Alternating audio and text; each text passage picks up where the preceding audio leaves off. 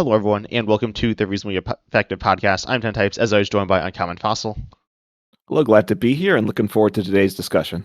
Yeah, and today we're really excited to be talking about post-rotation, because rotation has happened in Japan, and I think I made one video talking about the results a little bit, but it was only like day one where there were two City League tournaments, which is um, where we're getting a lot of our information from here. Obviously, we have our own thoughts on what we think is going to be good and stuff like that, but now we've actually seen what people are playing and what's succeeding. Obviously, things will change. It's only been a few days, but I would say I've been surprised by what's doing well to a large extent.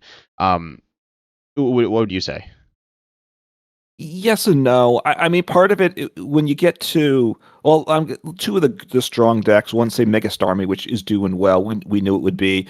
It gets interesting because it's the newest card, so people like to play the new card, so it might get overplayed, so that its usage and results might drop. On the other hand, people don't know how to play it yet, so maybe it'll get better, right? We always got to try to shift that. Things shift; they're not fully as accurate as it is down the road. And then a deck like Dragapult is doing well. Again, no shocker. We'll see where they go on the tier list.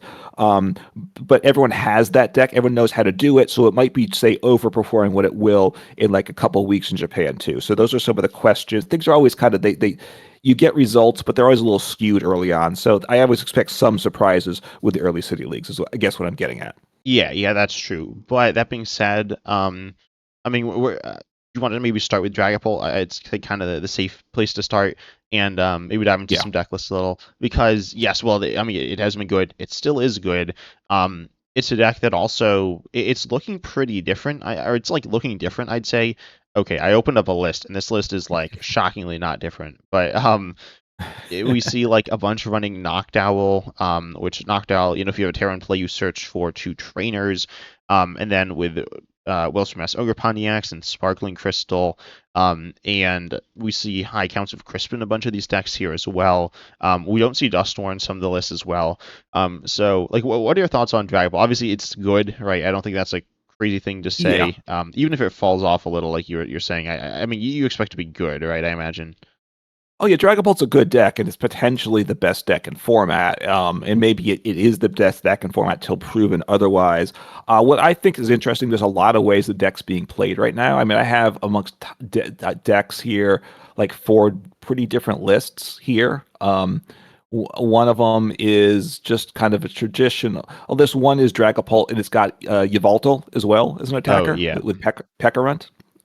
So Monkey Dory. So obviously trying to make use of the darkness energy in that, which I think is an interesting way to go with that. So I don't know how that'll prove, but it's different there.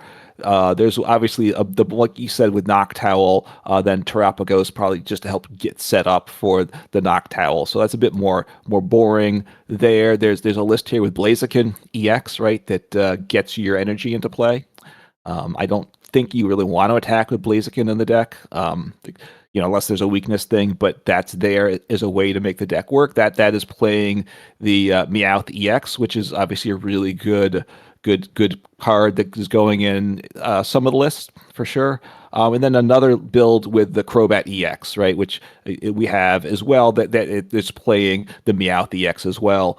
But Crobat, another way to build the deck, obviously get some more damage counters in play. And most of these decks then are playing the Pokey Pad is it? Yeah. What's the name? Multiple copies of that because that's a really good card and obviously helps Dragapult. It's got its own engine as well as a good attack. So it just gets better with these pieces. But there's a lot of ways to put the Dragapult's being played and succeeding, which I think is interesting. Yeah, I think it's pretty cool. I like Crobat, Team Rocket's Crobat, that line. I played with it some in current standard or like when it came Yeah. out, and it's like I don't think that build's going to be good, unfortunately. But it is kind of cool. There's some cool things it can do. But then I guess we should kind of talk about what like post rotation is. If you're not familiar, rotation is the oldest year's worth of cards leaving the format at once every year. It just happened in Japan. It will happen in like a month and a half internationally or something like Yeah. that. And This is with first of all, Ascended Heroes, the international set, is essentially out in Japan, and then additionally, Perfect Order is also out in Japan. Ascended Heroes is not brand new. Perfect Order is brand new, with stuff like Meowth EX, and I think we should probably talk about. I mean, you mentioned both the very powerful cards from the sets we don't have yet with Meowth EX and Pokepad, right? I feel like these are very good, and I mean, we'll see them a lot in today's video, right? Yeah, I think they're going to be in a lot of decks. I mean, PokePad is just in a ton of decks, and I'm pleased to see there's some single prize decks doing better than I would have expected. And I think PokePad is a big part of that. So PokePad is an item we've talked about it. It's going to be a big deal when it comes out. You search your deck for a Pokemon without a rule box put into your hand, so it can get you a basic stage one, stage two. So certainly, if it's strictly a single prize deck, good there. But also, obviously, an evolution EX deck like Dragapult, you get your basics, you get your Drakelokes, which gets you your engine going. So Pokepad just makes a lot of decks better for sure. Yeah, and as you were saying, with single prize decks is like super good, and there are a bunch that have been doing decently well, which is kind of surprising as well to me. Specifically because Dragapult is very good, and single prize decks aren't very good against Dragapult because it, places damage cards on your opponent's bench and can really obliterate your Yep. opponent's board. I will say I'm surprised by the relative lack of Dusknoir. I mean, I feel like against these kind of I mean, the decks we're seeing, there's a lot of decks that are little slow. This one gives you time to potentially set up the Dusknoir along with Dragapult, and then also you also see decks which are these single prize decks where Dusknoir and Dragapult can like board wipe your opponent. Or not like fully board wipe them, but get rid of their Yeah. previous evolutions, which will essentially lose them the game. And I mean Dusknoir's just really good, and yeah, I mean, I'm surprised that it's not seeing that much play. I think with Pokepad, it's nice. So I don't know. I'm really surprised by that. But yeah, I'm excited for Pokepad. Um, it's not like the most crazy, like unique card. Also, we are losing Nest Ball, so in terms of power level, I wouldn't say it's like increasing the power level of decks compared to Nest Ball. I don't know if you'd agree with that, but they're different. But um, Yeah. Well, they're it also helps you super get good. I mean, it gets you the evolutions, right? That's the Yeah. big deal for these decks. So not it doesn't it get to the evolutions. So I do it's good for that. Which obviously, especially single prize evolution type decks, or or a deck like Dragapult that has a very important stage one as well. That's where that's the bump it's getting. Yeah. It is interesting losing Nest Ball that then in order to get like these single prize basics. So one, I guess with Meowth X, that's an on playability from hand. So then Right. like that's interesting. You're playing more ways to get the Pokemon into your hand directly. But on top of that, you just have Ultra Ball, and then something like Pheasantipity then becomes hard to find, which is interesting. And I wonder if I think I've actually seen a couple lists running two copies of it. That's something I haven't really seen. It's something I've actually talked a lot about. Um, a surprising amount for the fact that it's not like super meaningful.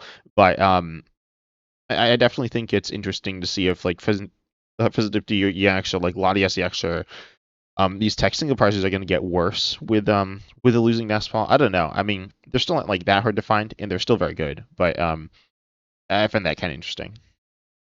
Yeah, I mean, just being able to get your rule box Pokemon is tricky. I'm trying to like scan through these lists too. Obviously, Ultra Ball becomes more important. The Ultra Balls, this is a drag. I'm looking at a Dragapult Terra box list, which obviously has got a lot of um, basic and some stage one EXs, and they only play two Ultra Balls. So it's like, well, they had play one Terra Orb, but how you get reliably getting your EXs and stuff into play? Obviously, you have some supporters that do it as well, but that's going to be a challenge with these decks. I think without Nest Ball, obviously Quick Ball is what you'd really like with the Meowth EX, but maybe they'll print something like reprint Quick Ball or something like that. In this year ahead, because we lost Nest Ball, we had Quick Ball. Nest Ball came in to replace it. I don't remember if it replaced it immediately or the second set after. So I wonder if they're going to print something that is very similar to the Nest Ball, but a little bit different. Yeah, that'd be interesting to see. But again, I do think Pokemon kind of is like a replacement. I mean, it's like a similar power level and does somewhat similar things. But also with Yeah. Meowth EX, I think Meowth EX is also a card I'm super excited for. Um, this card I'd say is worse than Pokepad, but it's very good. Its ability is on play. from hand. You search your deck for a Yeah. supporter and put it into your hand. There's some other stuff about like not being able to use multiple abilities with like trump card, or I've seen some other translations of it during your turn, but right now that doesn't really matter. But anyways, this is like a really powerful ability. We've seen abilities like this in the past: Luminion V and Tapu Lele GX and Lapras. I don't think it's an EX. Um, and those cards were all very good. And so this card is very nice, and you can use it. I think it's interesting to be able to use it turn one with Carmen. I do like that idea. Some lists are playing that, and then there's also, um, I mean, it gives you a lot of flexibility, right? And we see like a lot of interesting one of supporters, which I think is really cool as well. Something like Judge, because like Judge is worse than Iono, but hand disruption's still nice. So Judge is like fine if you can search it out. It works pretty well, I think.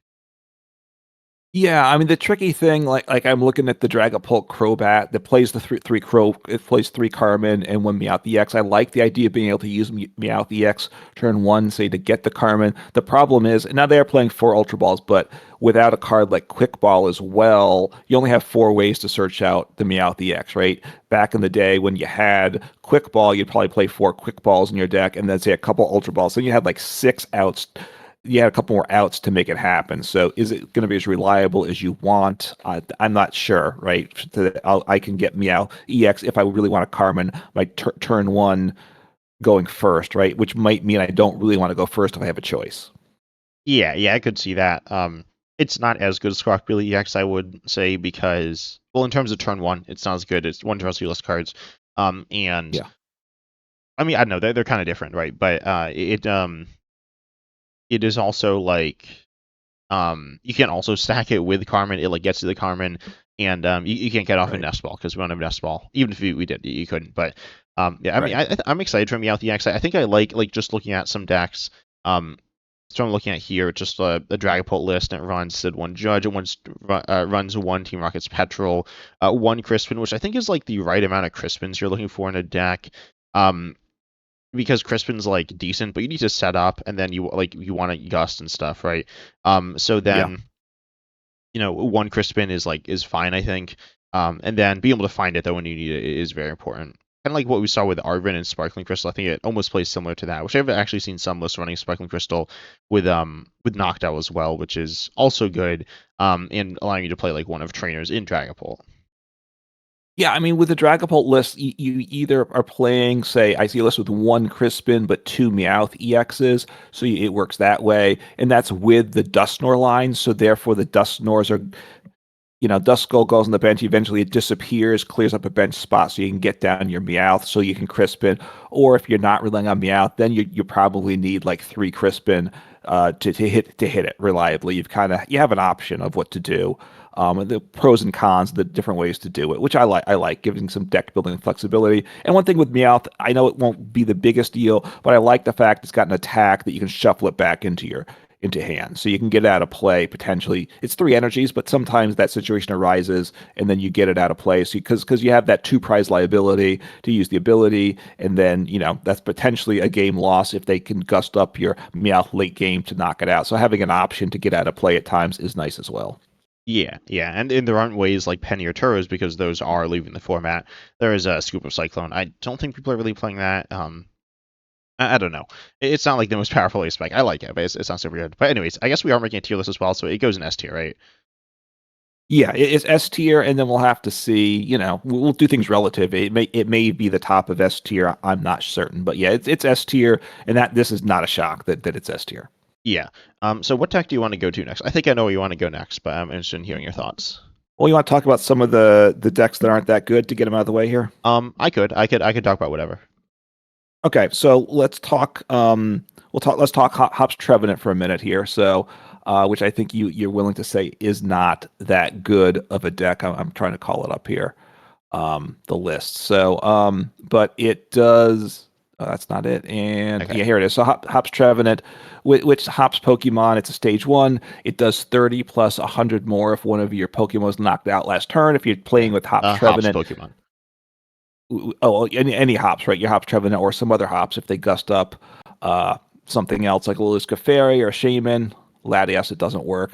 But so you have that, then you get the 90 boost with your tool. But right, which they're playing 4 of. You have your Stadium, you have your Hop Snorlax. So it gets you what to 220 damage, which is a decent number. 1 energy on a stage Yeah. 1, so it's okay. Oh It's wait, not sorry. great. I realized something else as well. So we were talking about this before the podcast, and I Yeah. realized I was like, "How are you get the energy on Monkey Dory?" But no, the tool makes it cost 1 less, so it's actually free. So then you can use your other attachments in other places, which will allow you to get the energy on Monkey Dory, Oh, right, right. Yep. Yeah, which is because just plays this over and deck, over. But um, yeah, the one monkey dory just to kind of get some damage out. As you said, though, the tricky part is if you're attacking with hops, Trevenant each turn, you're probably getting one shot. So do you actually have damage counters to move around? That's a bit of a question. I think you'd agree it's not a great deck, but it's playing a couple good new cards in it that are just partly shows to me the value of the cards. One, the Pokepad, which we talked about, is very good for a deck like this. And then it also, the list I'm seeing here, plays 4 of this new Telepath Psychic Energy. I don't know if that'll be the final translation or not, but when you attach it to a psychic Pokemon, you search your deck for 2 basic psychic Pokemon and put them onto your bench. So, which in this deck you can get your Lucario, your Latias EX, your Monkey Dory, as well as your whatever Hops Phantom, I guess is the basic there. yeah, I think that card. I mean, I'm very excited for it. It's one of the cards I'm most excited for, from the upcoming sets because it sets up your board. Um, you could play it in a deck that I could search for. I'm sure we're going to talk about it again in this video. It's like a pretty good card. For Psychic decks, it's very good. Really, you want to be running more than 4 basic Psychics. So if you're running like just like a deck with like a line, like a full line of something, it's like kind of meh. It's not like bad, but it's not like super good either. There are some downsides being a special into, but they're like not that bad. And then the upside here is like super good. I imagine you're like excited for this too, right? I think you like Capture Energy a lot. Yeah, I did like Capture. Capture obviously worked for any type, so this is type specific, but it does get you 2 into play. So yeah, no, I mean when Capture Energy was a format, I played that in a lot of decks. That was kind of a staple. You wouldn't play 4 of, you'd play like 1 or 2 typically in a number of decks. So just helped you get set up, get you some consistency, which is always important with any deck, be it a single prize or a multi-prize deck. Yeah, but I feel like here it's like part of the engine. I was gonna say we don't see Buddy Buddy Puff in this deck, which we don't. I guess you don't actually need it, and then you have Hop's Bag though, which is like Buddy Buddy Puffin but better. Right. Essentially for the deck. But yeah, definitely interesting to see. This card being like, or both these cards, both Pokebad and the Psychic Energy, Telephite Psychic Energy, being very good for these single price decks, or for this single price deck and other ones like Alakazam, for instance. We'll talk about Yep. that later on, and some other pretty fun ones. I don't know how good this card will be exactly, like if it's gonna have the best decks around it. I think right now it doesn't, but there's definitely some really interesting things with it. And you could also pair it with something like a supporter or something. There's a couple that search out special energy where I think it then becomes pretty interesting as well in like a more limited role within the deck, where you might not be running as many psychic Pokemon, but it still can be good. Yeah, and it just came out. It's at the start of the year for the first set in rotation. So that means we're going to have it for 3 years, and over 3 years, we will have a number of good psychic decks. I just have to assume it's a type that sees some good decks generally. So it will be a meaningful card, even probably more so in the future. Yeah, I can't speak. One thing with psychic types actually though that is interesting is, as you're saying, there have been very good psychic decks. To be honest, recently there haven't been a lot of good psychic decks printed. I mean, there's Gardevoir, but after Gardevoir, there Right. weren't really any that were super good.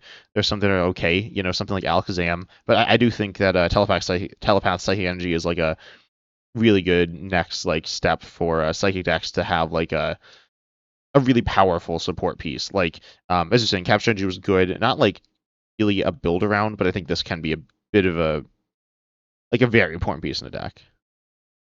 Yeah, and like you said, you mentioned Alakazam. We'll get into that shortly too. I imagine it's really good in these decks that were pretty good, and it pushes them up. a level there. So, anyway, we're doing a tier list here. So, where do you want it on the tier list? I assume this is not competing for S tier. No, yeah, this is actually like we were talking about all these like good cards, but the deck itself is not very good. I'd put in like my initial thought was like D tier, like it's not very good. It doesn't have particularly. It's like what it does well, it does like fine, and then it's not like super dynamic. Yeah, Yeah, I mean, for competitive stuff, I think D tier is fair, right? yeah. The I mean, I think fact it's is, probably the worst deck on here. It might not be. yeah, I mean, it very well might be, right? it might be. Well, I'll talk about the other deck that might be the worst deck. Although the other deck I think is more interesting. This deck, I think you'd Yeah, say, which you think gives it moves it up a little bit. But the fact that someone came in fourth place at a city league, only one person came in fourth place in one city league. I think yeah. One person came with 10th as well. oh, okay. So, but not seeing good results. But so therefore, I think D tier is fair Yeah. Oh, I do want for to mention one the thing deck. as well. The other list actually, this one is a bit different. It actually doesn't run any telepath psychic energy and runs two Pokepad, which is interesting. It's actually pretty different. We see like Naveen, a new supporter, and we see Team Rocket's Petrol, which is interesting. See Crispin. Oh, I guess they're attacking with Hop Snorlax. I don't know. But anyways, yeah, this is different here. There's Darkest Energy, but it doesn't play any like it doesn't have anything that uses it. But anyways, yeah, I think D tier is fine. I don't really expect to see this deck floating around, but it's fun. No, it's just a fun little single prize deck. I mean, it's you could take it to a small local event, and you're not going to get swept necessarily with the deck. So that's why it's not an F tier deck to me. Yeah. Um, all right, so the other deck, which also came in one fourth place spot, as I was looking at another single prize fun deck, and this is a Slowking Gumshoe's deck. Slowking being, I guess, the that's the attacker, the stage one, which is a really fun attack. Seek Inspiration, which we have in format already. You discard the top card of your deck for 2 energies, and if it's a Pokemon without a rule box, you use one of its attacks. So you don't have to worry about the energy on the attack. So you have to set things up with getting the right card on top of your deck. But a very fun card, not been a very good card. This deck plays Gumshoes as one of the ways to get the card back on top. It can switch a card from hand to top of your deck, and then I assume it plays Academy at Night, a couple copies, Academy at Night as well to put a card from your hand on top of your deck. So good there, and it does have amongst let's see, new cards. I assume it plays four Pokepads, and then it also plays the Ends Vanillix, which is an important card as well. A fun attacker. Two attacks. One, it doubles the number of damage counters each opponent's Pokemon. Has some spread things with it, but then the second attack on it does 120 damage and 10 damage to each of your opponent's bench Pokemon. So that's the new attacking option in it, as well as obviously Pokepad. Just important to get your attackers set up, as well as help get whatever, like especially like if you want to attack with a card like the Ends Vanillux, it's a stage 2. You need to be able to get that evolution into hand. You can Ultra Ball. But having like the Pokepad as well to get a card like that in hand is very nice for the deck too. Yeah. I think it's that's pretty interesting there. I will say one card that really stood out to me was the Whaleren as well. This is not a new card. This is a card I've seen a little in Slowking. Not that much. I've just been, I guess, aware of it. But it has Frigid Fangs. The second attack's like okay, but the first attack, Yeah. Frigid Fangs for 1 water does 60 during your opponent's next turn. Pokemon that have or 2 or less energy attached can't attack.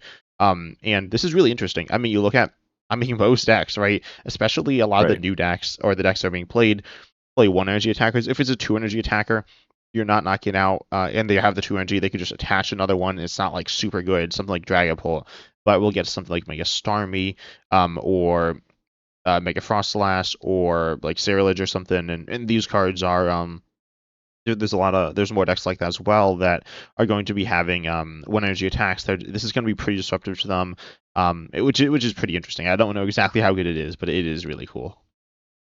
Right. And again, this deck plays the telepath psychic energy, so that again makes a deck like this a little bit more better, right? Makes it closer to being viable, is what I'd say. It's not a good deck, but it's on the fringe of being viable. It may be a fair way to phrase it.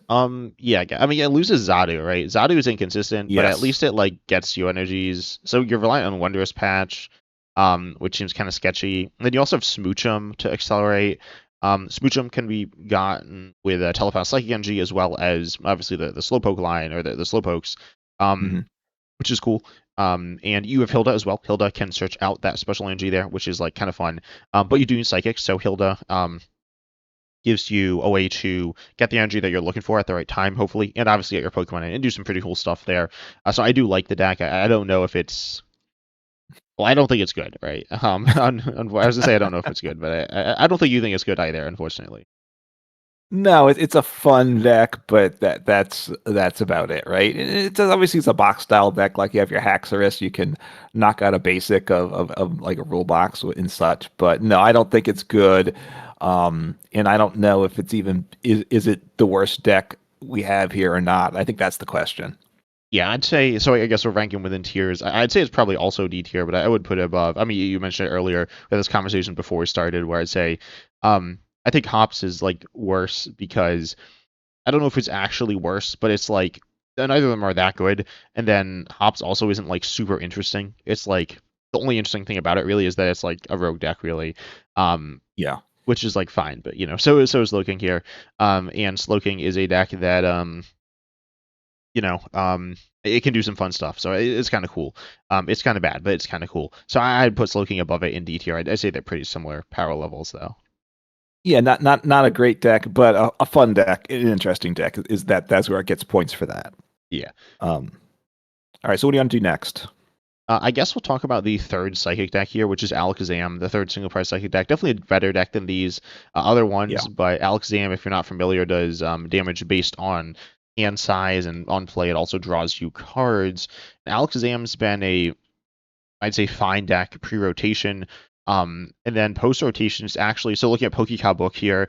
Pokecow book has like this is like a tier list. When it's a tier list, it's like it's objective data here.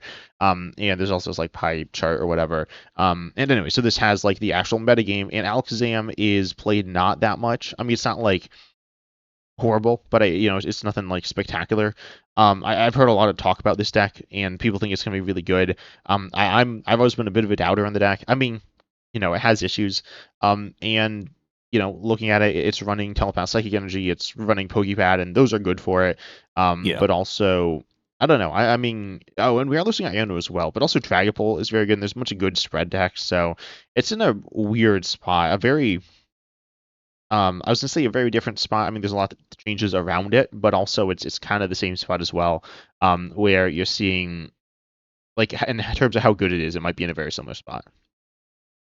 Yeah, part of what's tricky, it really just this list, that first list I'm calling up, just has the two new cards, the Pokepad and the psychic and special psychic energy. And then to protect the bench, you got Psyduck and you have Shaman, but you're Yeah, relying and on the battle. Oh Duns. yeah, What's that? and Battle Cage. Oh yeah, and Battle Cage, which in some ways is better because the problem is with these basic Pokemon, they're basic Pokemon. You can get them into play, but you're taking up your bench spots.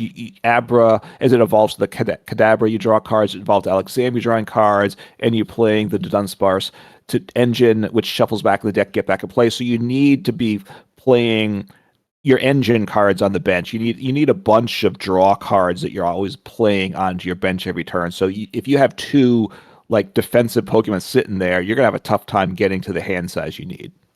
Yeah. All right. We'll also mention here with Sacred Ash. That's kind of interesting to see. Not really a card that sees Yep. play much at all pre-rotation. It's really the replacement here for Uh, Super the Rod. rod, super, Yeah. yeah, And that is interesting because you can also like get back your Alakazam line, and then you can search it out with Telepath Psychic Energy. I was saying earlier, if you're just running like four basics of that are psychics, it's not super good. It's fine, but it's not amazing. But if you're playing the Sacred Dash to get those Pokemon back, then you can search them out and get them easier, which is interesting. You play Buddy by Poffin, but you might be able to save those for the Dunsparces more because you have the special energy, which is a two of. The special energy also doesn't fit amazingly into the deck because you're kind of looking to play Wondrous Patch, and then with a Wondrous Patch, that only accelerates special energy, or I mean, doesn't accelerate special energy, it's only basics. So, right. um, yeah, some kind of weird stuff there. Yeah, I mean Wondrous Patch because you mentioned Sacred Ash, which is there in this deck because you're losing Super Rod, and then you have Wondrous Patch, which accelerates energy, which the deck might have played anyway, but that kind of makes up for the energy side of losing Super Rod, I would say. But Wondrous Patch, the deck plays this list plays six energies, half of them are special energies, so you only have three that Wondrous Patch can work with. So A little bit dicey there, but I've enjoyed Alakazam deck. I think it's pretty good right now. Probably the best single prize deck. I don't know that it will be the best single prize deck post rotation, but I think it's a solid deck. And the special energy and Pokepad will make the deck better Yeah, than it and is when you're right now. saying it might not be the best single prize deck post rotation, I think it's not because it's getting worse. I think it's more other single prize decks are rising up and surpassing, which I think is a Yeah. cool thing to see. But we'll see if that actually ends up happening, or if it's just like a flash in the pan thing. But anyways, I'd put this in B tier. That's where I'd put it personally. Yeah, that's what I was thinking. I think it's a B tier deck as well. It's not a top tier deck, but it's certainly a legitimate choice to bring to something and Yep, expect to have decent results. yep. B stands for Alakazam. um, Okay. no, but anyways, so the next deck we'll talk about. Should we talk about another single prize deck like maybe Team Rocket's Honchkrow? Yeah, which is a lot of fun here. And where is it on the list here? It's the first one, I Um, think, if it's the same order. well, yeah. So Team Rocket's Honchkrow. No, I Oh, have one of your my lists. tab to call up is what I wanted to do. So, but yeah. So this is a new Pokemon, new Team Rockets, Stage 1, and it Oh, lets sorry. you choose. One thing to say. Go ahead. It's coming out in Ascended Heroes, not with the Yes. rotation. So it'll be coming out very soon internationally if you Oh, want to play okay. this deck, which is cool. Okay, good. Yeah, most of the new cards. That's true because right now we're like a week away from Ascended Heroes coming out, so we have some new cards that'll come out in a week and some whatever a month and a half later ish. So yeah, so Team Rocket's Honchkrow is a fun attacker since stage 1, and it for 2 energies which you can power up. You discard any number of supporters that have Team Rockets in it, which there's a number of, and it's 60 damage per card discarded that way. And then it powers up with it sets up the Team Rockets Porygon line, which can be the Porygon 2 or the Porygon Z in it. And then for new cards that we're going to get, also then plays the Pokepad, which we won't get until No, rotation happens, no, we'll which get make that. I'm pretty sure with Ascended Heroes. okay. Okay, so the Pokepad also makes the deck better. So, and you have the Team Rocket's energy, the special energy, and ignition energy already that lets you power it up with a single energy attachment, uh, either attacker or so. And then the Team Rockets line, what it does for either 2 or 3 energies, depending if it's a stage 1 or stage 2, it does 20 damage for each supporter that has Team Rockets in the discard pile. So you have, the Honchkrow to discard the supporters, the Porygon line to take advantage of the supporters. You've got the Team Rocket's Transceiver, an item that lets you search for what's Team Rocket's a supporter card, and you have a number of pretty good actually supporters in Team Rocket. So it gives you a nice versatility. They're very useful supporters. This list here, I think, is playing 4 copies of 5 supporters. I think that's the full line of supporters, right? They've loaded up with everything. Yeah. Which I mean, they're really important here. Because you need them to do damage, and they also do good things. I mean, we've Yeah. seen Team Rocket's Petrol. Team Rocket's Petrol is actually the only one that's like not Team Rocket's exclusive, really. But that's kind of like Arvin, I guess, and Arvin's rotating. And then the ones like Boss, the ones kind of like I'll just say Iono, the ones Yeah. like Brock Scouting, kind of not saying them exactly like they are, but kind of like that. And then the other ones, I guess I'll just say it's like Lilies. Maybe it's more of an exaggeration, but I mean, like they are pretty good supporters. Um, and they work well within the deck. You're not really sacrificing too much to play them. And Team Rocket's Transceiver, as you said, searches from, so it gives you like access to what you're looking for a lot of the time. You played a lot of Team Rocket support, or a decent amount of Team Rocket support on Z, right? Yeah, I liked it both in standard and it expanded too, where you can make it happen. And then you also have the Team Rockets Factory, which when you play as Team Rockets supporter, you draw an extra 2 cards. So just really useful. I like the fact that you have a nice package of supporters they're pretty good. They're not bad supporters at all. You have the transceiver to get one you want, and also I like having the special energy that helps you power things up. Right. In this case, you don't need the energy type. Are they what are they? Darkness and psychic. These are colorless attackers that you're using here, but it gives you multiple energies, so it's just a nice little set of cards you have to use. Yeah, I'm not like super excited for this deck. I'm happy that it's coming out. I think a lot of people are really gonna enjoy this deck. To me, it reminds me a bunch of Alakazam. you might be like building up your hand with Team Rocket Yeah. supporters to some extent. So not being disrupted is going to be important to the deck to some extent. But if you do, it's not like the end of the world. Like it's kind of bad for Alakazam. It's not as bad here. Um, the energy, yeah, I guess that's actually fine as well. You have the it's 2 colors on stage 1, so you can use Ignition or Team Rockets for the Honchkrow. For the Yeah. Porygon, it's a little more clunky. It's not too bad.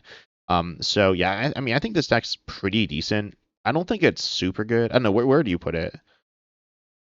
Well, I put together a sheet based upon the results of top 4 places for decks, and this was what was it? It was tied for 5th in terms of the most successful decks. So that's pretty good. It was tied with or tied for 5th with one other single prize deck. So I think it's pretty good. I'd put it in B tier, or I think it's B tier, maybe even A tier is what I'm thinking. Okay, I think yeah, it's better than Alakazam. yeah, that's kind of my thoughts too. It's like I think it's a bit better than Alakazam. At first, like when I saw it, I thought it was gonna be worse than Alakazam, but yeah, I think it is better. Um, it just like does stuff better. It can take one shots. I think a little easier. You don't need to like do absolutely crazy things to do it. And if you're not taking one shots, I think it's a more stable deck as well, having that like better supporter package. Yeah. I guess I put it in. I'm gonna actually look where it is on Pokemon Book. It's the sixth most played at 1, 2, 3, 4. I can't count. 1, 2, 3, Yeah, 4, six 5. six Yeah. most. Okay. So I was actually looking at the wrong thing, but it's fine. So Okay. yeah, I mean it's a yeah, I could even see it in A tier, but I'd probably say B tier. But yeah, I mean I could even see moving Alakazam down to be honest. Actually no, I think Alakazam in B is fine. So I'd maybe both in B, just this one above it. Okay. I mean, I think the Team Rockets Honchkrow Porygon combo is kind of top B tier, bottom A tier. Yeah. To me, that's where it's fine. So let's put it we'll B tier, top of B tier. We'll leave Alakazam at low B tier for now. Yeah. Now I think I want to talk about a deck that really has surprised me, which is Mega Starmie. I guess I'll first ask you, has that deck like surprised you? I mean, you said before the podcast it is a new deck. It is actually new in Japan, so people are playing it a little Right. more. But like, I didn't really hear that much talk about it. I don't know if I heard much talk about any of the other cards. I guess I heard some about Mega Zygarde, but I mean, it's like it's not very good. But yeah, I mean, were you surprised by this deck? I mean, I think it's the best of the Mega Pokemon, right? This that they were getting with this. With the new set? Yeah, with the new set. Um, S- yeah, I can't think of what uh, are the other ones. Yeah, I mean, I mean, it's the best where certainly the main attack of the deck's built on. So therefore, people like it, right? Which is partly why it may get played more than it's worth at this point because people want to try out the new thing. But also, it's 330 HP on a stage 1. Obviously, 3 prize, but 330 HP on a stage 1 is a tremendous number. So you shouldn't be getting one shot. If you are getting one shot, well, you're going to cry and lose the game probably. But that's the way that goes. We'll see how the numbers ultimately get to here with how many things could one shot something like this. And then it attacks for 1 energy. It does 120 and then 50 to each opponent's bench one Pokemon. of your opponents, So just one. oh, just to 1. Sorry. Yeah. Sorry. Yeah, that would be too good if the other. So that's not a bad number. And then it has an attack for 3 colors. It does 210 and hits through effects, which, I always like having something to hit through wall effects as well. Yeah, I feel like the second attack's like kind of meh, but if you're up against a deck like Yeah. Crustle, it will win you the game, as opposed to a matchup that you would probably just lose. I don't know. And then this is also being paired with Frostlass. Also some Yeah. with Mega Frostlass. Yeah, it's Mega Frostlass for 1/1 on a Mega Stage 1 again. Just like Mega Starmie does, 50 for each card in your opponent's hand, which can be good, can be like not good. Obviously, it just kind of depends. And we have the Frostlass that we currently have in Standard, which does puts a damage counter on each Pokemon with an ability on it between turns during Pokemon checkup, so between turns both ways, and then it has Monkey Dory to go ahead and just move damage to your opponent's Pokemon Right. that you put on your own, or that your opponent puts there as well. Which I mean we've seen we obviously seen Frostlass Monkey Dory with Marnies, but I think this is almost like the new version of that. I don't know if that's quite the right comparison, but that's kind of how I see it. Yeah, I mean you're attacking with the Mega Starmie for 1 energy, which therefore means when you Crispin that turn, you can get 1 energy onto Monkey Dory because it plays like this list here is 4 water, 4 darkness, and then you're not going to get one shot ideally, so you're getting at least so the next turn you should get another Monkey Dory in play. So now you should get 2 Monkey Dories into play pretty quickly, powered up with energy to move damage across. So that works. You have the Frostlass as well. So hopefully you get the numbers. I'm concerned about a deck like this in terms of it working well enough, right? You need a lot of pieces to come together. I'm not sure it's going to be as reliable as you'd like it to be, personally, but it has done very well for the results. It actually the numbers I looked at, it's won. It's played a bunch. It's done well. It's like 7 firsts, 8 seconds, 7 thirds, 11 fourth places. The only deck that was numbers better than that was Dragapult. And I think Mega Starmie might have been the most played deck in terms of top 4 finishes of the research I did. Yeah, I was also looking at data in a slightly different way than you did. I mean, we found Yeah. pretty much the same stuff. It's been done. It's been played a lot. It's been doing pretty well.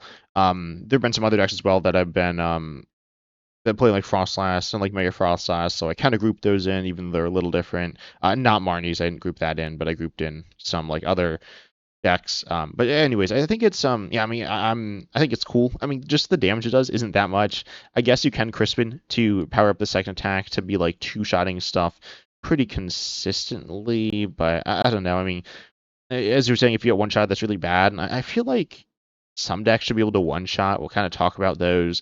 One is, I mean, I do like Sterilage. I feel like that is good. There are these single fire decks that could one shot you. I feel like those matchups are going to be very volatile.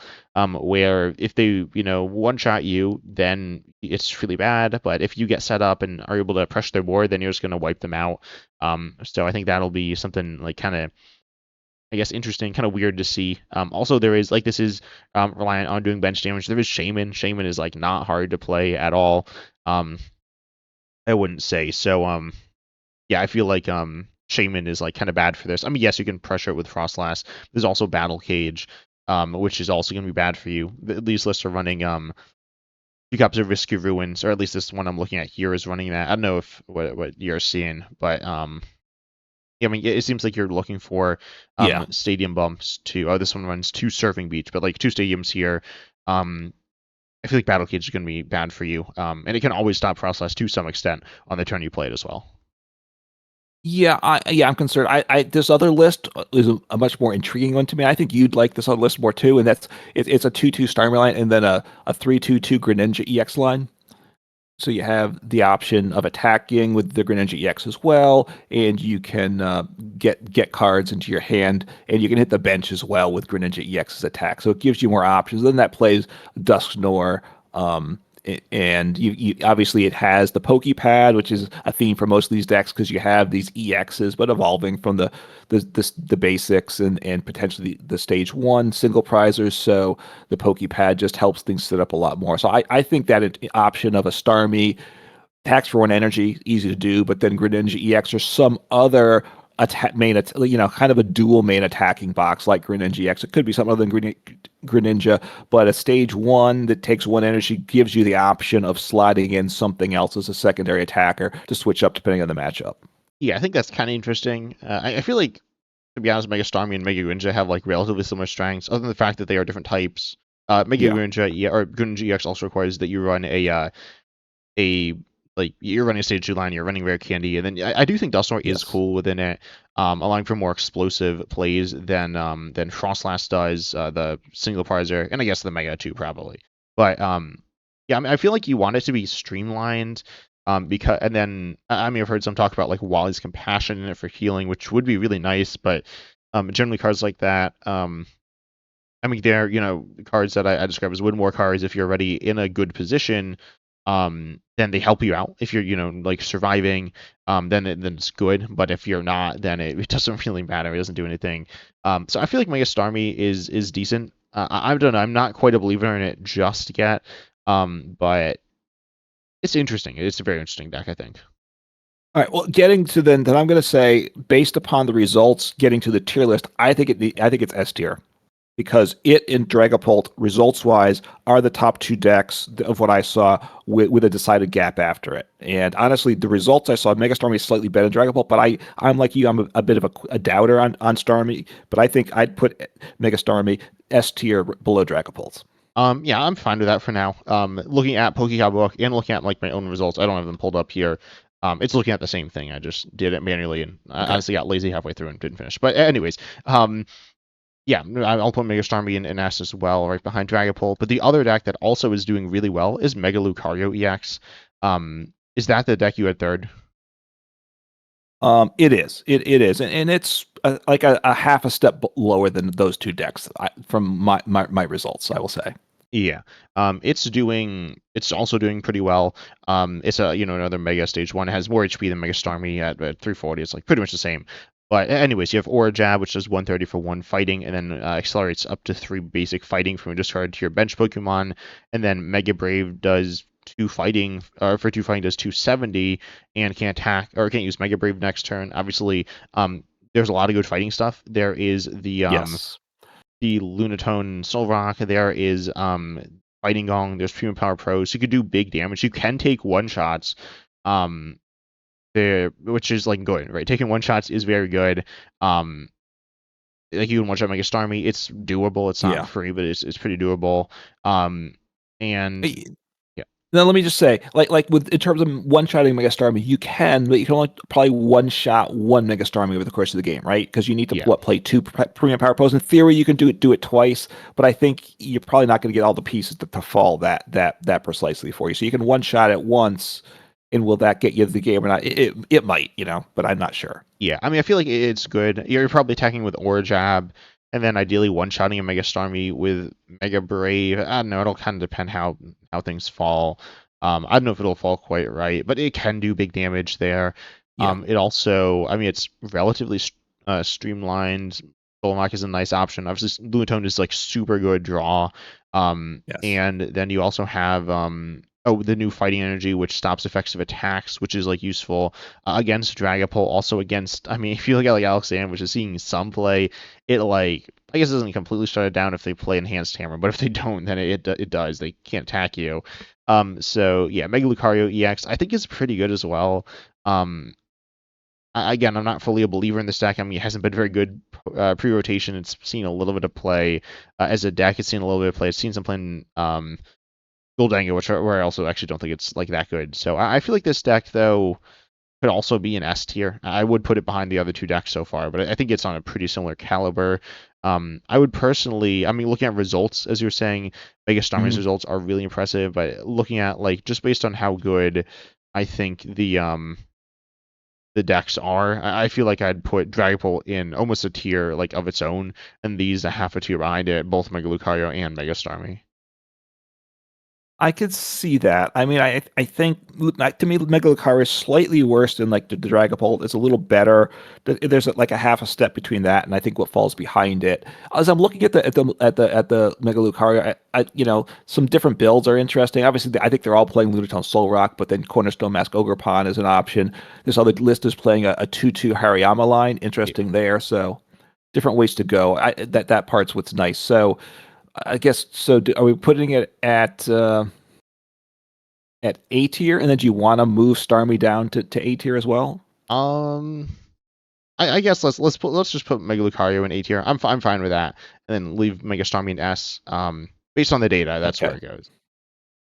Okay. Yeah. I mean these. Yeah. I mean that's what that's how I see it. They're pretty close, and we'll have to see obviously how things shape up down the road. But yeah, I think that's a fair place to put things.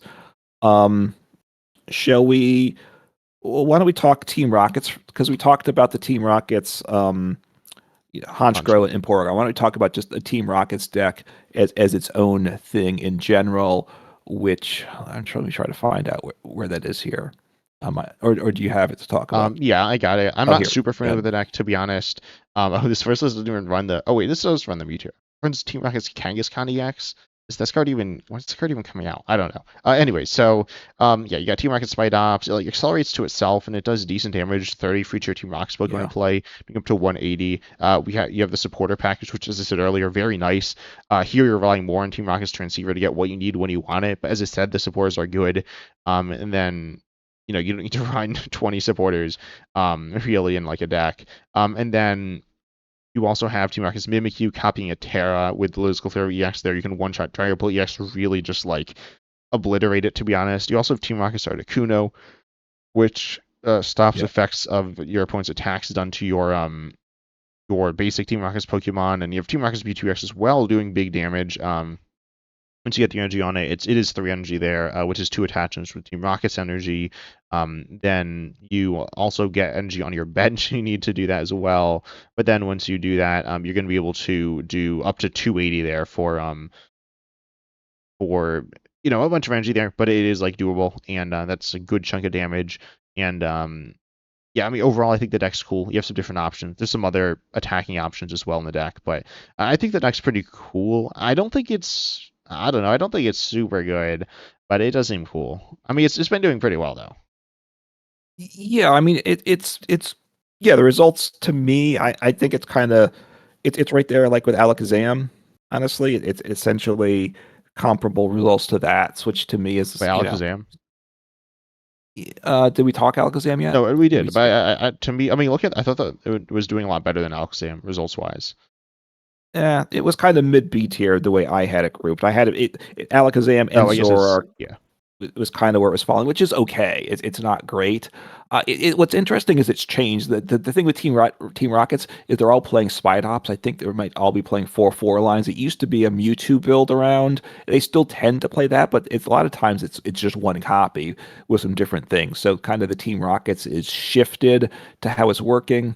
I think for these decks though, I think it's worse than the Honchkrow build myself. That you're relying upon the strength of the Team Rockets supporter package to kind of get you through things in a toolbox style deck. Toolbox style decks are nice, but I think the tools in your toolkit are a little bit on the weak side, unfortunately. yeah. I'd agree with that. Um, the Mimikyu's kind of meh.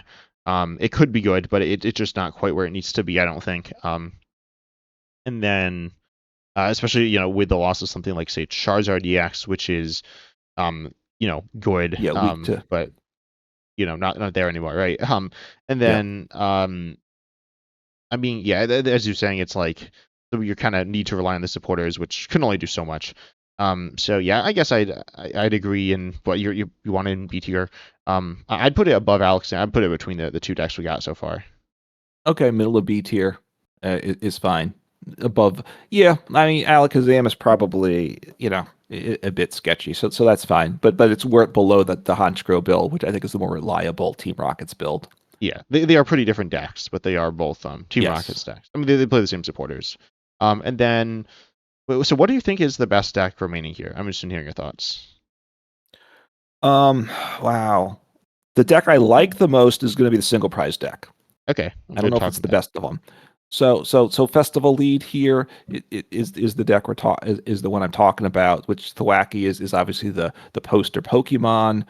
And obviously, and you got the Diplin to attack with. You got the Thwackey that gets you any card you want, and it's unlike Pidgeot EX, which is limited once per turn. You can use as many Thwackeys as you have in play, so that's super awesome. There you have the Goldeen as well to hit uh for water. Or this the Seeking, right? The Goldeen and the Seeking options. So usually the Seeking's what these decks are playing. So it's again, and Pokepad helps the deck a lot. That's as I'm looking through. I think the only of the new cards, but it's a very powerful card for these decks. I personally have not played recently a lot of Festival. I started to play it recently because I saw it doing well, but I had just kind of forgotten about it, assuming it wasn't good. I realized it was pretty good right. It's okay right now, and once it gets Pokepad, a deck like this gets a huge bump from a card like that. Yeah, that's like super good. As we're saying, like Pokemon's kind of replacing Nestball. But yeah, Pokemon's going to be a lot better than Nestball in this deck. You can still play Buddy by Poffin as well. And then I will say, like you were talking about Seeking. Previously I'd seen a lot of Seeking, but now post rotation it looks like I'm not seeing that much Seeking. I mean, I think Diplin's better. It just does more damage.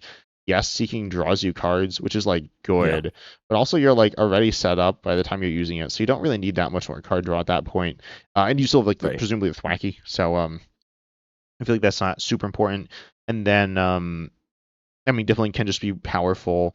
You could be doing, I mean, with Kieran and Brave Bangle, you're doing, you're one-shotting a lot of things. I guess you're, what, 10 short on one-shotting like Mega Starmie. You are one-shotting Dragapult, so, that's a lot of damage there. I feel like it's I feel like it's good, right? Quite simply. I feel like it's Yeah. like a decent deck. I don't know. I mean, it seems. again, with these single price decks, it seems vulnerable to spread, which it looks like a lot of the top decks are running and relying on pretty heavily. It seems like there's like kind of three types of decks. There's the single price decks, which are bad against the spread decks. There's the spread decks, which are bad against the like really powerful, like brute force decks like Mega Lucario, and then there's the decks that are Yeah. like the big powerhouse decks, or like in terms of raw damage, that then will struggle against single prizers, which will be able to establish their board state. And if they're a little bit slower, they are single prize decks, and then you'll pull ahead there. So that's kind of what like it looks like the meta is like to me. And I think Vesely is like fine as a single price deck. I wouldn't say it's the best one. I'd say I'd put it in B tier probably above Alakazam. I think it's the best single prize deck, though. Would you Oh, agree? wait, no, I said I don't think it's the best single price deck. Oh, you think Alec that I think so it's you the think the third Honchkrow best deck is single better? price deck. Or Oh, you maybe think it's it's below Alakazam as well? maybe that would below Rockets. I Oh, think Team below Rockets is both for Rockets pretty decks. good. I don't know. I guess looking at like results, it's like similar. Um, Crystal Leaves I always felt a little eye rolly to me. I guess it's not exactly that. I could see them in any order though, to be honest. Yeah, I mean, my personal experience with Team Rocket, with the Thwacky Festival lead is when you set up, it's amazing because you're getting whatever cards you want and you're just rolling. But you don't, I don't, it doesn't always set up well enough. Like, what if you don't get the pieces quickly enough to set up, you're just getting board wiped. So, I personally, for that reason, don't like it as much. So yeah, if we put them all in B tier, um, that's fine. It can go after the Team Rockets decks is fine. I think it's not it's all relatively close. I think I think that the Honchkrow is the best of them, and then I think the other three are kind of close-ish. Yeah, I think Alakazam is also the worst. Um, Okay. yeah, and anyway, so then I think the deck I want to talk about next is Cynthia's Garchomp EX. This is a deck I was a really huge fan of. And I think it's still good. You're a fighting Pokemon. You do I mean, it's kind of like Mega Lucario, except you're a stage two, but not a Mega.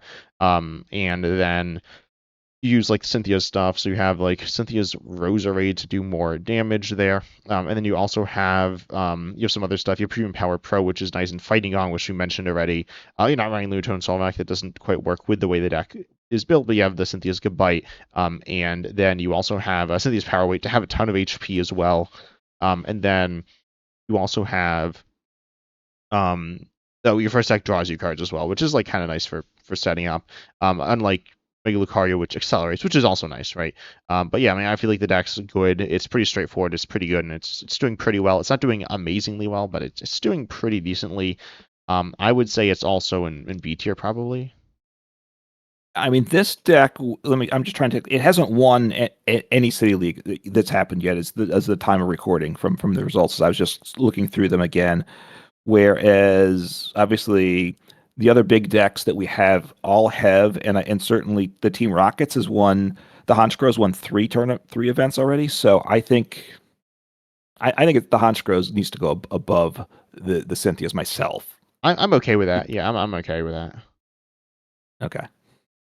And then just putting it in B there. I feel like Yeah. it's not like the most interesting deck, to be honest. It's like, I mean, I like it. I think it's like good and a little underrated, but yeah, I mean, I think it's pretty solid slash fine. Yeah. Look, it does. It's a pretty straightforward stage two rule box deck, which is it gets the benefit of the fighting support to make it viable. I think we probably would both say Mega Lucario is a better way to play fighting right now, though. Yeah, I think it's a little bit better. Big Lucario can, I mean, it's not stage two, right? Yeah, that's a big part. Yeah. Yeah.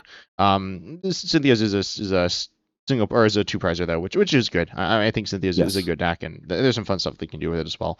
Like Cynthia's Spiritomb, but yeah, I mean Cynthia's is fine. And then I guess honestly, I feel like these other decks. I guess I want to talk about Ledge next. Ledge is not doing particularly well post rotation. I'm still a believer. I mean, I think it's a good deck, because it can take one shots. And there aren't really one shotting decks here. We mentioned like Mega Lucario, that's two energies. Yes, one of the decks you're trying to one shot is Mega Starmie EX, which does hit you for weakness. But if Yeah, you're one that's a shotting problem. them, it like doesn't matter, and they don't even one shot you. So like, um, I feel like it's okay. Even just being silly here, but I don't know. I feel like Ledge should be decent. I mean, I don't know. You are losing some stuff, right? You're losing like Ledge. I mean, no, you're losing Squawkabilly EX. And that's kind of bad. But other than that, I mean, I feel like this deck is decent. Yeah, I don't think it's super good, but I think it's all right. Personally, I'd put it relatively high, but I think it based on results, it doesn't go there. And this is obviously art. It's not just based on results because then like what was the point of the video? But I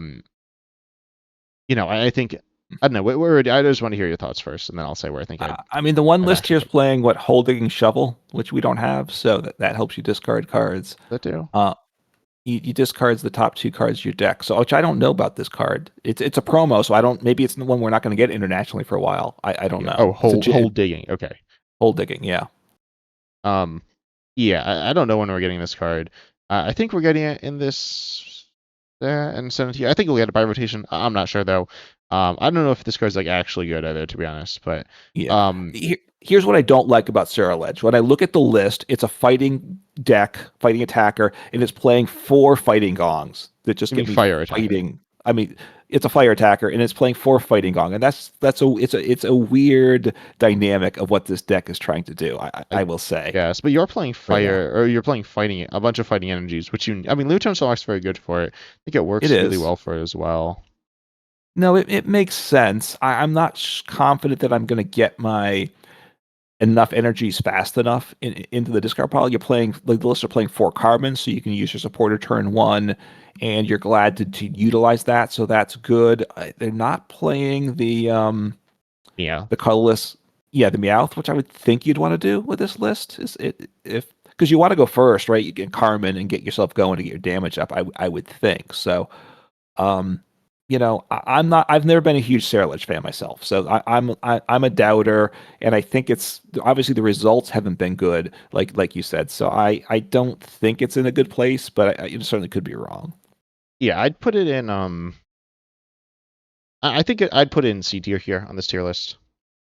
Um, I Okay, mean, I think I that's a, personally think it's quite good, but based on results and my thoughts combined, I'd put it C tier.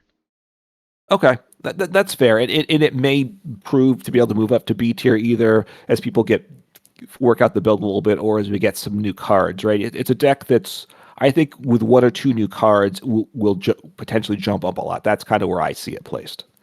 Okay. But C's fair.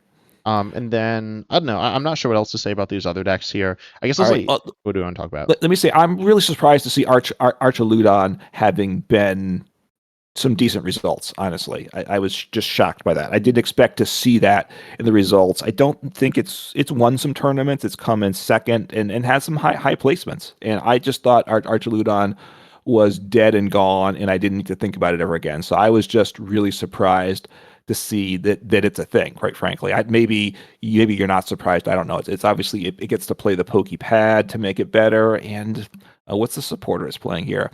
Navin, discard a number of cards from hand, then draw. You have 5 cards in hand, so discard as many cards as you want. So I would think also the Sarah Ledge might want to play that as well, right? A chance to chuck some more cards from hand. So we were just talking about that. Yeah, I mean, it doesn't Um, discard that many cards, right? well, it has to I be mean, in it doesn't hand. draw that many cards.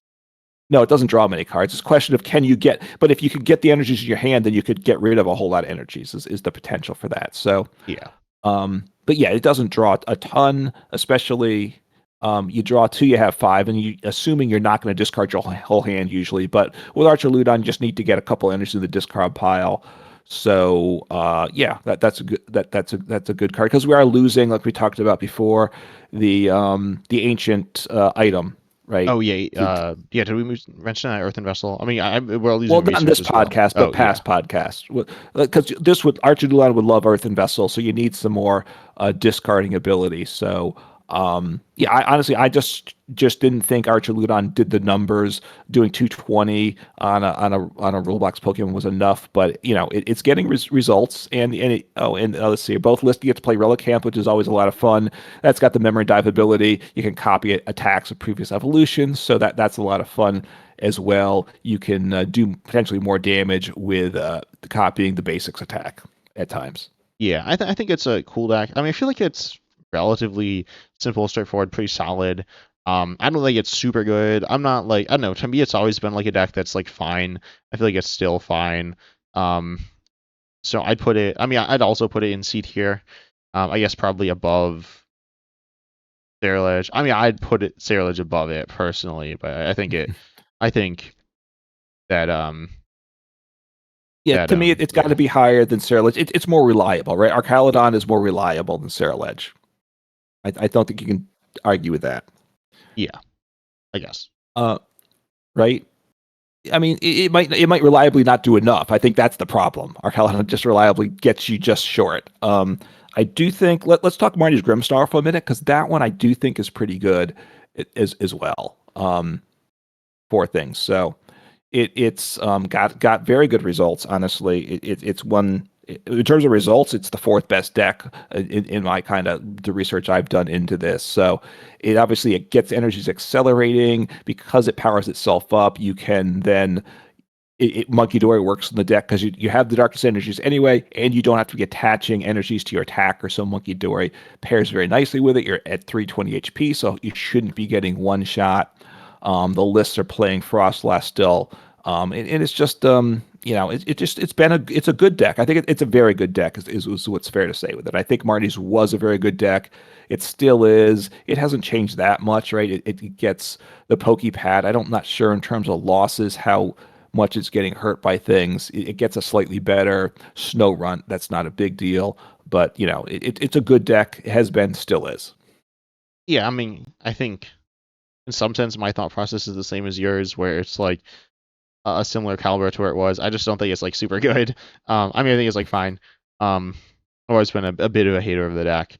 Um, yeah, I mean, it's fine. Um, yeah, I don't know. I I mean, mean, like based on tournament results, to me it looks worse than some like other decks that we've talked about. Like some, I don't know. To me, I'd say it's like somewhere in B tier. I mean, like on Pokecob book, it's an A tier deck. See, I think it's an A tier deck myself. Like I said, it's like the fourth best results to me, better than Festival Elite, better than the Honchkrow deck. That's where it is falling from my results. It might be a little below. I think I mean, in it's got Pokemon to Book, be. it is deck 7 though. You're right. Uh, so you want to put it what then high B tier? It's got to be pretty high B tier. Yeah, I So you could want have to put it it. just below Honchkrow. Okay, I can live with that. So A tier seeming lonely. I got to say the way things broke out here, but anyway. We can move Honchkrow to A. I'm okay with that. Yeah, let's do that. It'll make me feel better, and I like seeing a single prize deck up at A tier, right? Which I think it certainly is arguably an A tier deck. So it's nice to get to that place. So the other decks aren't that interesting. We're running long on time too. So ends is pretty much it's okay. Yeah, It's a good engine. The attacking is okay. We do have Zekrom's a good. new Oh yeah, yeah, we have the new attacker. So but I don't think it's going to make the deck great. Still, I wouldn't say. Right. I mean, the end Zekrom, what's it do? I got to remind myself. So does a one, it can hit 250. Yeah, 250, so that's very good. It can't attack next turn. So you've got to switch it out with the bench to attack the next turn, and it does have the option to hit through effects too in the wall in case. But is it a C B tier? It's somewhere in that range, right? yeah. I'd say it's B tier. I'd um put it above Alakazam. I think. No, Okay, yeah, I'd put it above Alakazam. Um, then I think they're pretty close though. Then we got two more decks. okay, We got Mega Venusaur. I'd say Mega Venusaur isn't super good. I'd put it at the bottom of C tier personally.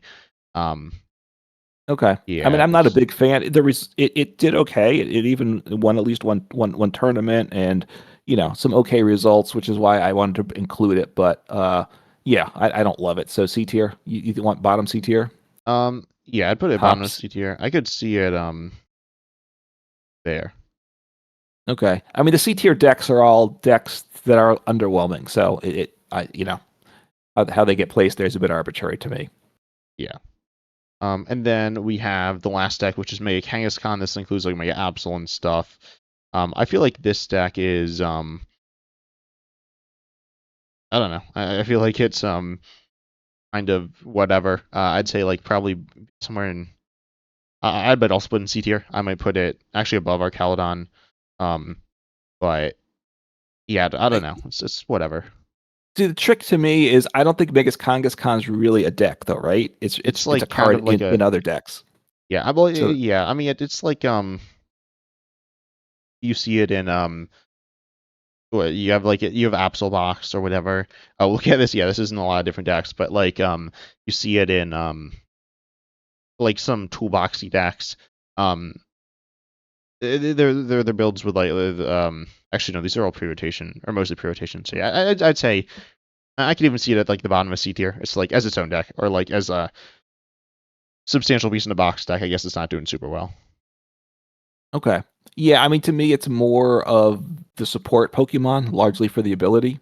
In which case, it's not its own deck. Once it's its Yeah. own deck, I think it's not that great. So well, yeah, so say bottom of C tier, and if it ever gets going, the ability is very good. If you can make the attack usable, then that ability will move it up, I think. Yeah, yeah. I mean, it's like it's a decent Pokemon to attack with. It's fine. Okay. All right. So we got the list now. Do you want to give the quick overview? Yeah, yeah. I mean, looking at this, we see that we got Dragapult at the top, along with Mega Starmie in the top tier, as well as we got Mega Lucario as like the three big, I guess big like multi-prize decks, and we have Honchkrow as Yeah. well, very good, which I think are like four very like pretty good decks. Um, I think Dragapult. I mean, I think it's we both kind of think it's like very very good. I think Mega Stormy surprised us a bit, but it could be like new bias. And then in B there's a bunch of decks, including a bunch of single prize decks, which is cool to see. And then I mean most of the decks on this tier list are not decks that have been good recently, right? Yeah. No, yeah, I mean rotation shaking things up, which is nice to see. Dragapult still sticks around as a big threat, but we see these single prize decks becoming more viable, and then we kind of have this triangle of vulnerability, that weakness that single prize decks seems to have a place in. So hopefully, its single prize decks will stay relevant for the future, because that to me is always a fun place to be. Yeah. And I think there's some cool decks. I think the spread decks might eat the single prize decks live, but we'll see. But I'm excited to see this. Tell us your thoughts down below in the comment section on YouTube, on our channels, Uncommon Fossil and 10 Types. And also, you can check us out on other platforms, other podcasting platforms. But also make sure you subscribe to us on YouTube. It helps support us. And also like the videos and share them and all that good stuff. But we hope you enjoyed, and we're excited to see you in the next episode. Take care.